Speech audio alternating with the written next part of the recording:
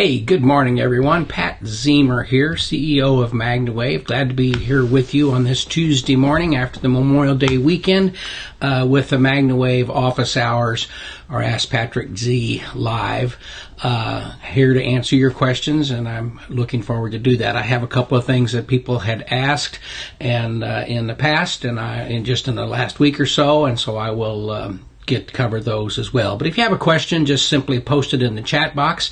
I'd be happy to answer the questions you may have at this time, and put them in there, and we'll talk about it. If you want to call me, I can give you the number, and you can ring me up, and we can have a discussion, whatever is best for you. Things are a little different for me this morning. My glasses broke, so I had to revert back to an old pair of glasses that don't work very well any longer, so I may be looking around a little differently. But again, I'm glad to be here and looking forward to your questions. The question I was asked this past week is, are the PEMF machines safe to use with power generators? And the answer is yes. If you have a power generator, a 2,000 watt power generator, which is more than enough, the machines operate on about 180 watts. So that's about 360 watt light bulbs is the amount of power that's required. So a 1,000 watt or a 500 watt generator would work, but a lot of folks use a smaller 2,000 watt generator, pretty standard size if you go buy a generator, because they're typically used for camping or working or something like that, where they want to power more than one device or several tools, or more powerful tools that require more power. So yes, to answer the question, power generators are fine, work very well, and a lot of people do use them for powering the devices. So again, if you have any questions, just put them up in the chat box, and we'd be happy to talk about them. If you haven't signed up for MagnaCon yet, that's going to take place June 13th, 14th, and 15th here in Louisville, Kentucky. We're excited about that. This year's not different, but this year is different in that we'll be talking specifically about protocols. Dr. Marty Goldstein, for example, a world-renowned veterinarian, is going to talk about tumors and paralysis in dogs. And so you can kind of think about this. If we're talking about tumors are tumors in people, small animals, and horses. So Dr. Marty's going to be talking about tumors and the like. Dr. Jerry Dreesen is going to be addressing neurological issues and physical therapy issues, and how he's used the therapy with athletes specifically and treated their issues, and also how he was working with local hospitals in Washington State dealing with neurological problems, depression, and other neurological issues. And I had a video that I was watching this morning that I'm going to edit up a little bit. I'll be posting on the Facebook page shortly, talking about electrical stimulation to the brain and how it can help cognition, how it can improve learning capabilities, and so forth. So I'll be putting that up for you to see as well very soon. Good morning, Tracy. So join us at MagnaCon in Louisville. We're going to have a good time and learn a lot at the same time. Thursday is an education day.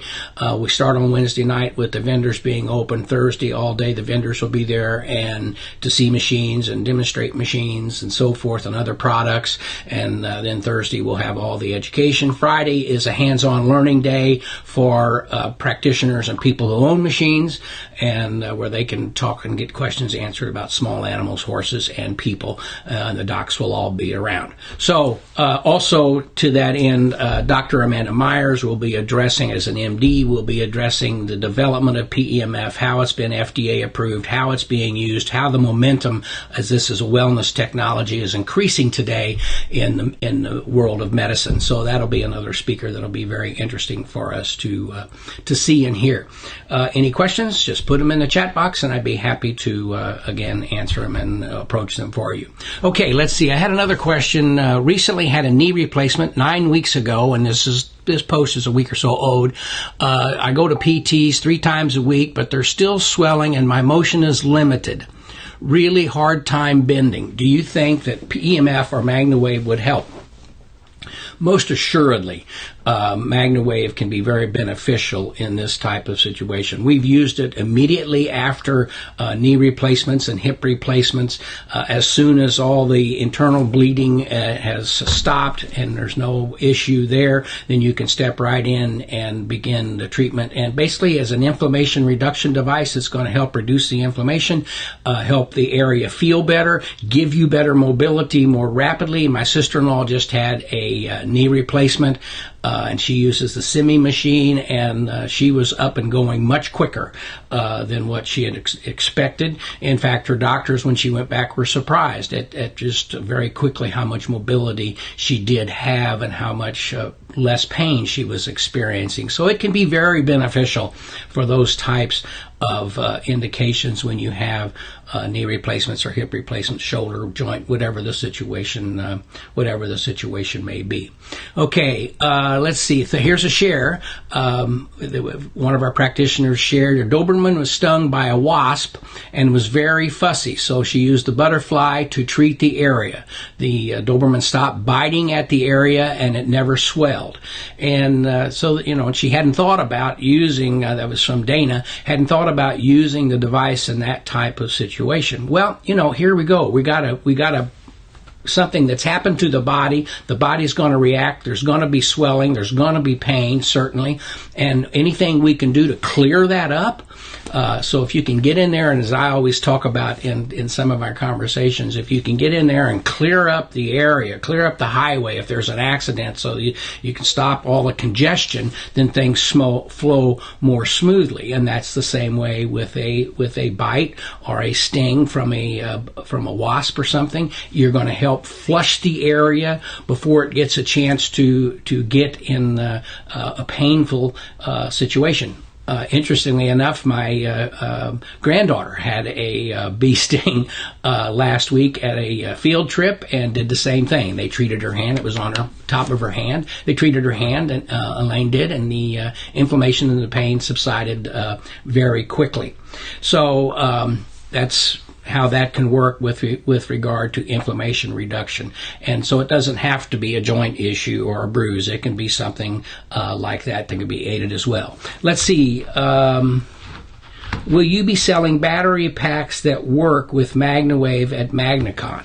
Well, that's a very good question, Wendy. We've been testing some various battery packs. It's a great idea, and we have been testing some battery packs that can work, and we can potentially have those available at MagnaCon, or certainly let you know where they are available and what works with regard to batteries. And the devices can also be powered, as I've said, it only takes about 180 watts to power these devices.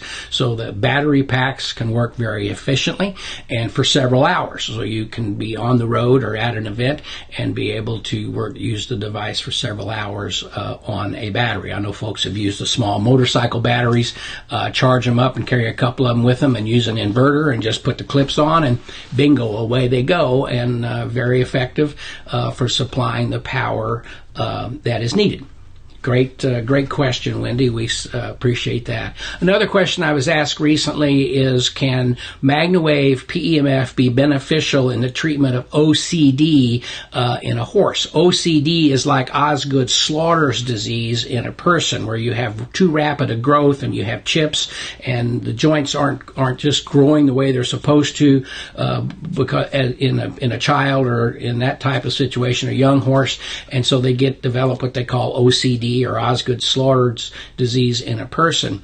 There is a medication that they use for people, and in horses it's called OCD pellets. A good friend, Doc, down in Lexington, manufactures that product.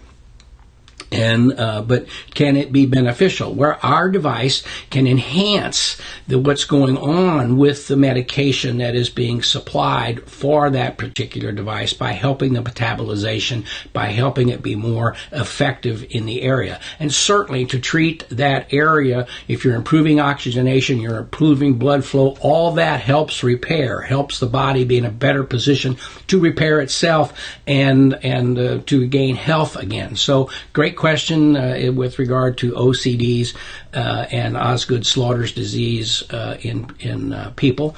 So it can be effective because we are basically, the action of the device is to help oxygenation, help blood flow. Most areas that are having problems need better oxygenation, need better blood flow, need the energy of the body and the capability of the body to grow the way it's supposed to and to support the growth process. So great questions. If you have any other questions, put them up, and I'd be happy to take a look at them for you this morning and answer them.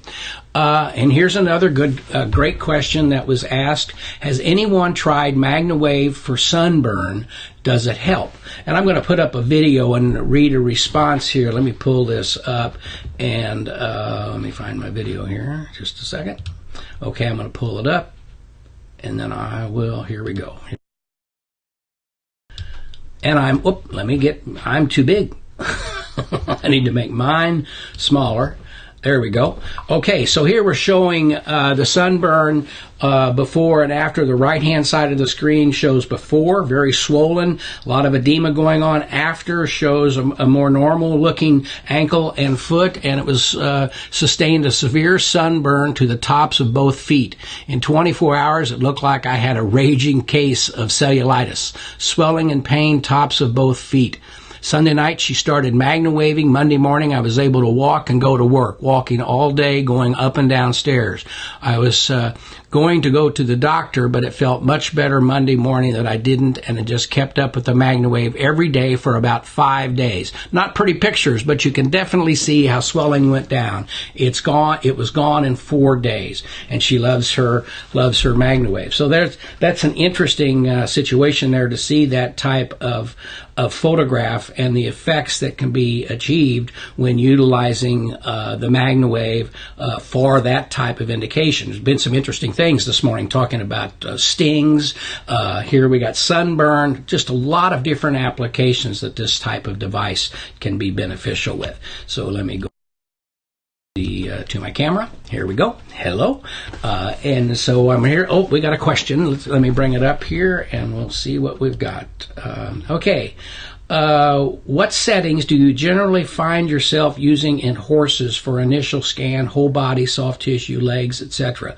I've been using between 3 and 4 for a whole body and then setting it higher for a few tendon injuries. Great question, Terry. What setting to use? What we do, and you're talking about using a digital device because you can have a setting 2, 3, 4 up to 10, whereas on the analog devices you have to set it by sound, and the speed of the clicking tells you where you are as far as a setting. The faster, as you know, the faster it clicks, the lower the setting. The slower it clicks, the higher the setting, or the more intense the signal being delivered. And so, it varies from animal to animal, but I would say a 3 or a 4 would be a great setting to do an initial scan of the horse and treat, to look for areas of sensitivity, because the device will show you where there is sensitivity in the area of muscle and tissue. Now, when you get to a knee or a hock, it doesn't show because there's not as much tissue to relay the fact that there is inflammation or something going on there, and so it's a little more difficult to tell. But certainly to do a scan or a treatment at a 3 or a 4 is fine. A lot of times people will think, well, I don't want to go to a 5 or a 6 or a 7 because I get too much movement. And as you know, you can look for movement, which is an indication of sensitivity, or you can create movement by turning your device a little higher and basically performing a very deep massage on that area of the body. And so, to be at a 3 or a 4 or a 5 or a 6, if you're doing it and you're getting what you consider movement, you're getting pulsation showing, visibly showing as you're treating the animal, don't worry about it too much, unless you see the horse or the person being uncomfortable. And in a horse, which you're specifically talking about, you can see that in the eye. Their eye, if you're at a 5, let's say, or a 6, and their eye is very comfortable and you're seeing movement, you're okay. You're just providing a nice, good, deep massage, a good energy delivery to the area. We want to deliver as much energy to these areas as possible. And so I would say that anywhere from a 2 to a 4 is great for scanning. It's also a good treatment area, but if you want to treat it at 5 or a 6 when you're talking about the soft tissue and you are getting movement but the horse remains comfortable, then you're in good shape. And interestingly enough, there is a little side thing here about the energy between a digital device and a analog device. But when you're treating, and you're correct, when you go to a knee or a tendon area, you can certainly go higher. And you can tell that. You can go up to an 8 or 9 or even a 10 sometimes, and if their eye is fine, they're comfortable, and they're not walking away.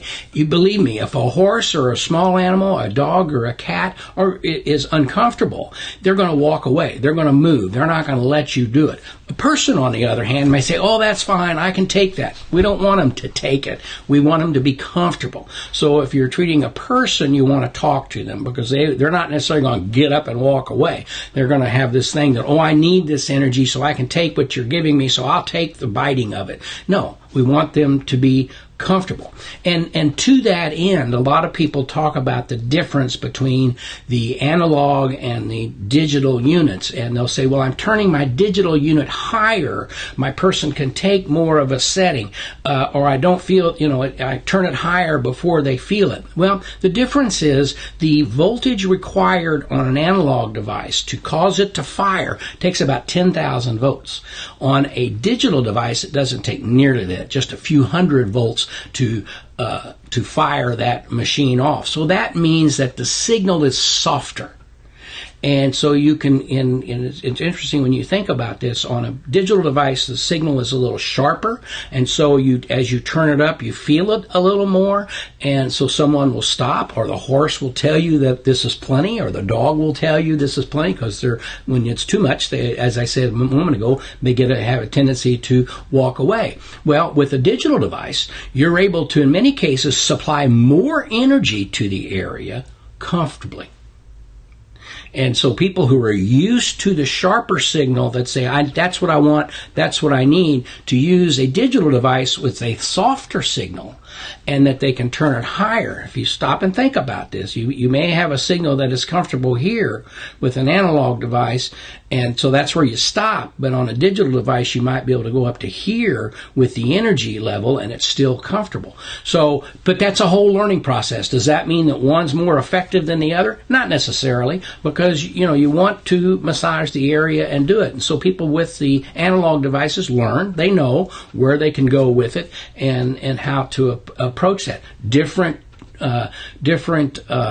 attachments allow you to achieve the same thing. For example, the paddle is very direct in its application on an analog device, and you can turn it typically higher because of the way the signal is delivered. You can put more energy into an area more comfortably with the paddle than maybe you can with the large loop, because we're stimulating less area of tissue. With the large loop, you're stimulating a lot of tissue and you get a lot of movement, and in some cases that can be more than the animal or the person is comfortable with. But when you bring that down to a paddle or a smaller loop, you can apply more energy with the various devices. The interesting thing on the digital devices, the paddle signal, because it's softer, people don't feel it nearly as much, or they don't see the movement as much with the paddle as they do with the other attachments. But the delivery of energy, the Gauss delivery, is about twice as much with the paddle as it is with the other attachments on the digital devices. But people, when they try it, they think, oh, well, I'm not getting as much with the paddle as I'm getting with this loop. But that's not the case. You're seeing more movement with the loop, but you're getting more energy into the area with the paddle. Again, it's a learning process, because they operate differently between the analog devices and the digital devices. So, great question. Let's see. We have another question, related question. Let me bring this up here. Terry, thank you. Let's get it up. Related question. Do you think there is value in treating an injured tendon first, then the whole body, then back to the tendon to finish the treatment, versus treating injured area one time during each treatment? Well, certainly it's a great question, because a lot of people have always thought, well, I've injured the tendon, let's treat the tendon. And you do. You can treat the area of involvement. There are people that have knee issues, and we treat just their knee. We treat their knee 2 or 3 times a week, and they're comfortable.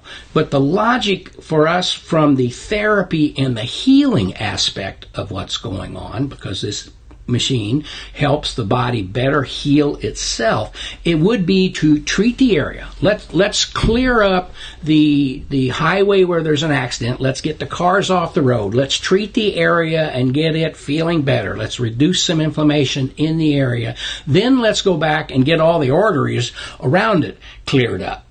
And so over the next several hours, the traffic flows smoothly. And let's get this car out of the center of the road, because everybody's going to be looking at that car if it stays there. And so we want to keep it clear for hours and running smoothly. So our logic is, and your question is excellent, treat the area.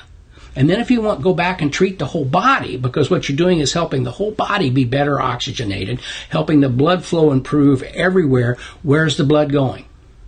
It's going to the area of problem down here, and so for hours, in many cases days, you're going to get supportive, good blood flow to the area of indication. And so it helps. And so for you to treat the area, treat the whole body, and then go back and make sure everything's cleared away in the area would be a great protocol, a great way to approach those types of situations. For example, if you have somebody that has neuropathy and you're treating their feet, you're treating and you're treating the ball of their foot and their foot, it also helps to treat the leg. Let's keep the blood flowing smoothly through the legs, so when it gets to the foot and the area, it's going to do well. The nerves are happy, and you can help the whole overall situation of the neuropathy there. So to treat the area around, and then come back. Very good question. Great question, Terry, and I appreciate you asking. Any other questions, folks? I'd be happy to answer them for you at this time.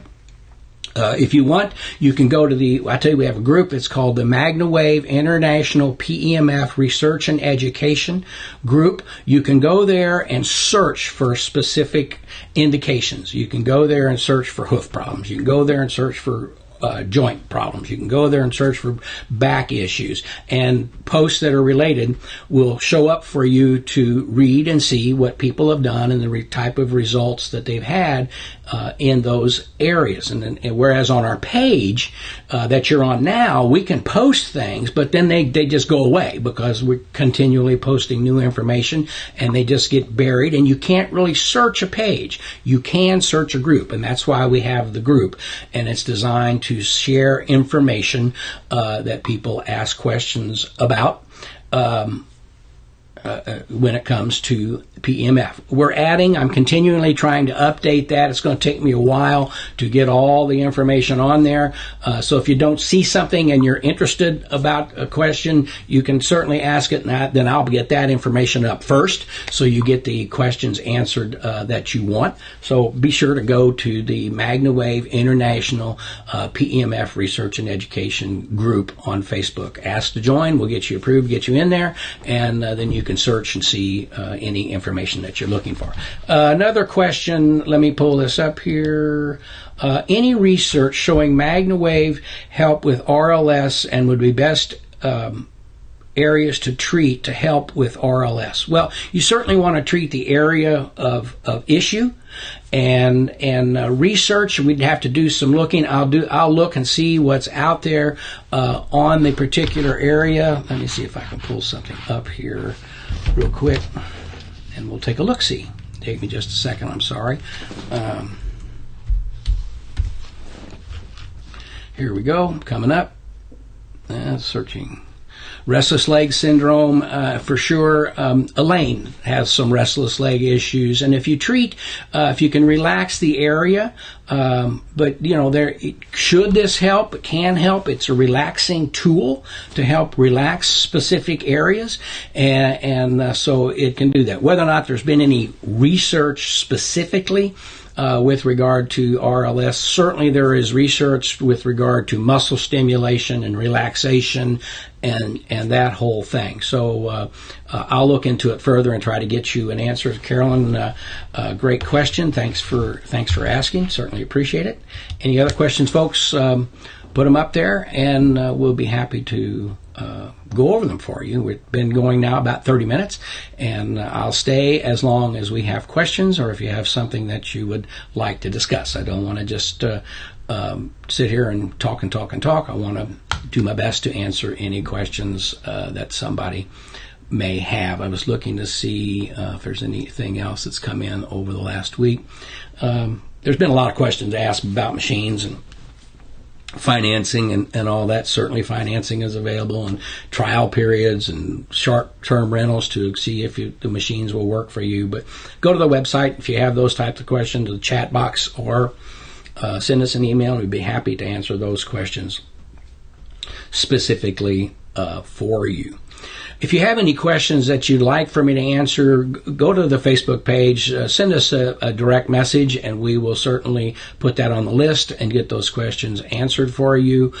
You can go to the group, and you can ask a question in the group, the MagnaWave International Research and Education group. You can ask a question there, and we will certainly follow that up and answer it in the group, and we can then bring it back here and answer it here. If you're inclined to listen while you're driving, I've started a new podcast, MagnaWave Wellness Radio Podcast.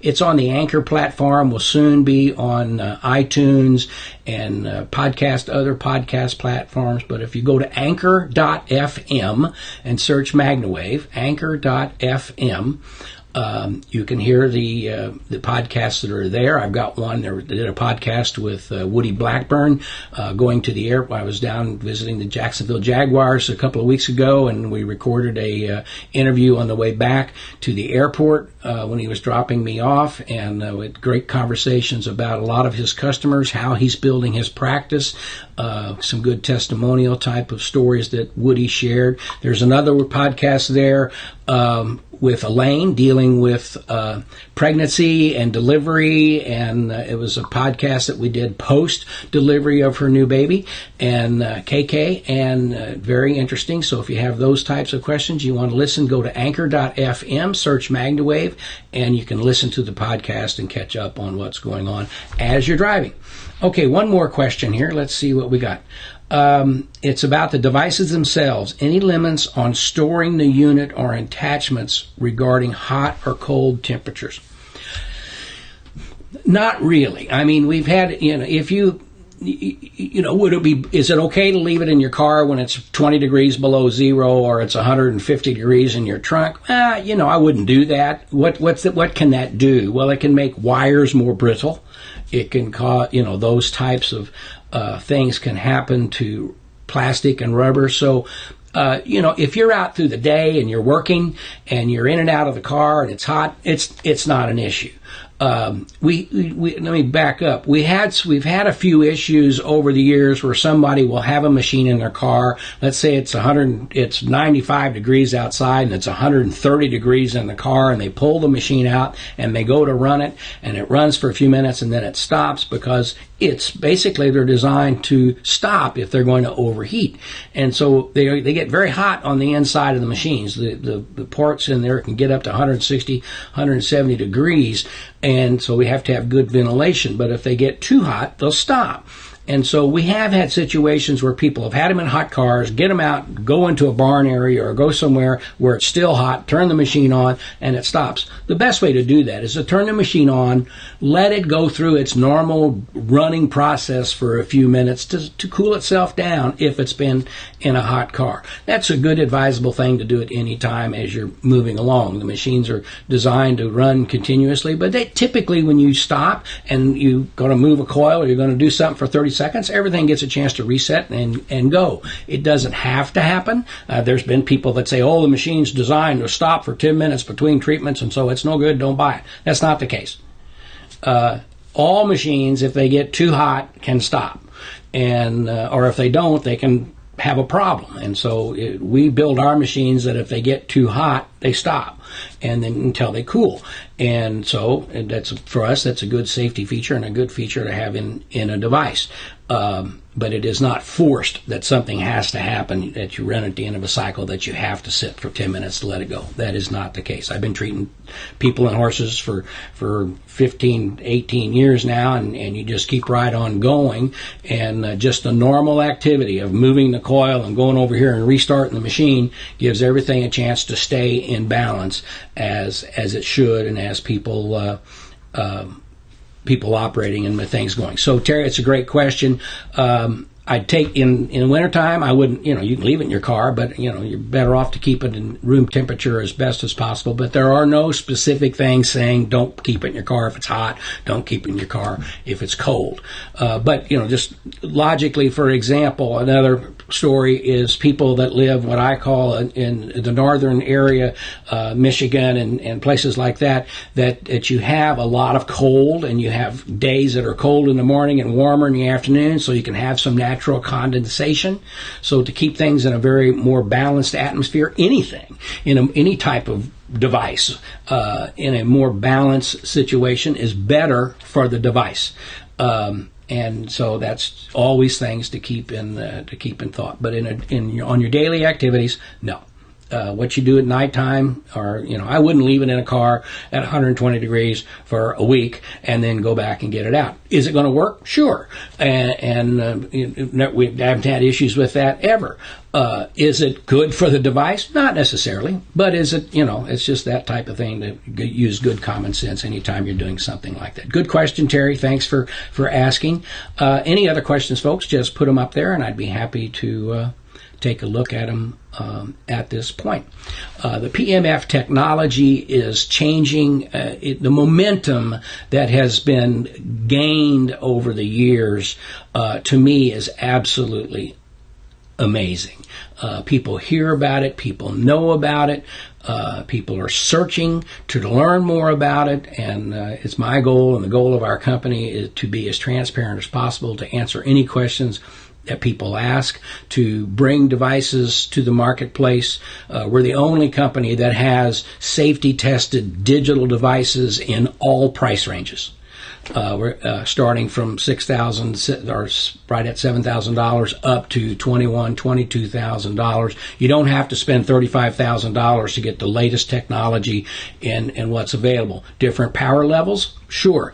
What's that mean as with regard to treatments? Well, it depends on what you're treating. If I'm treating an NFL football player and I'm using the semi, it'll work.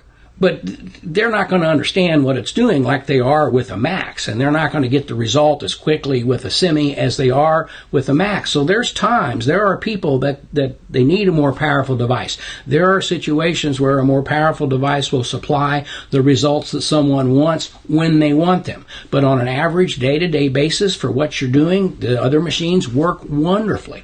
And there are plenty of clinics out there, doctors using the lower-powered semi devices because they want to feel them. They want to know that it works. They want to be able to have a 10, 15-minute quick treatment time, and the semi will give you that. Will it give it to a professional football player like the Max will? No.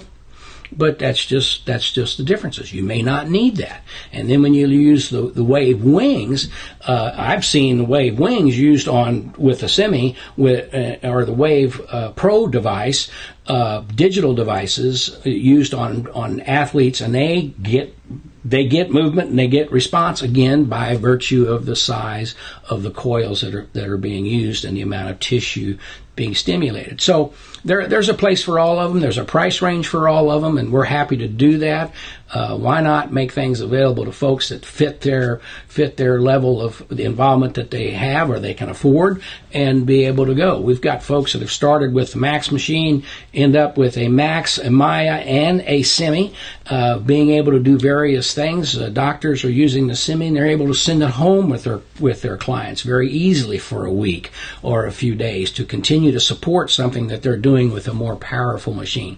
So there's just a lot of different ways to approach that, and that's what we like to do. And so we try to be transparent, offer devices that will do what we talk about in the methods that we talk about in all price levels and in analog and digital devices. And it's a distinct world. There are folks out there that say, nope, I like analog. I like the way it works. I like the way the signal's delivered. That's what I'm going to use. Great. Other people want the dependability and what's going to happen with the digital and the absolute controllability, control feature of the digital devices, and that's what they want to do, and that's how they want to operate. So there you go. Any other questions? Put them in there. It's been about 37 minutes, and I don't want to belabor the issue. I want you to be able to get along and have a great day and enjoy yourself, and we enjoy that as well. Let's see.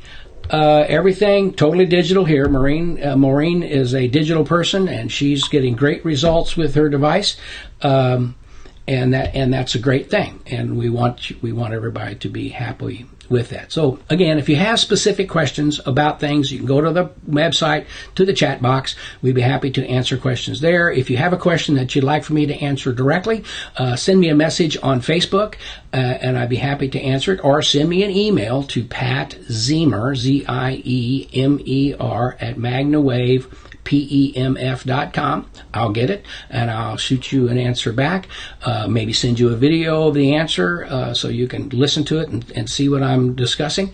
But I'm happy to answer your questions. So if you have a question, send me an email, send me a direct message on Facebook. Check out the podcast on anchor.fm to listen to what we're doing. And I think you'll get some good information and learn a lot about PEMF and how it can be beneficial to you, your clients, and your practice. So, listen, thanks for joining me today.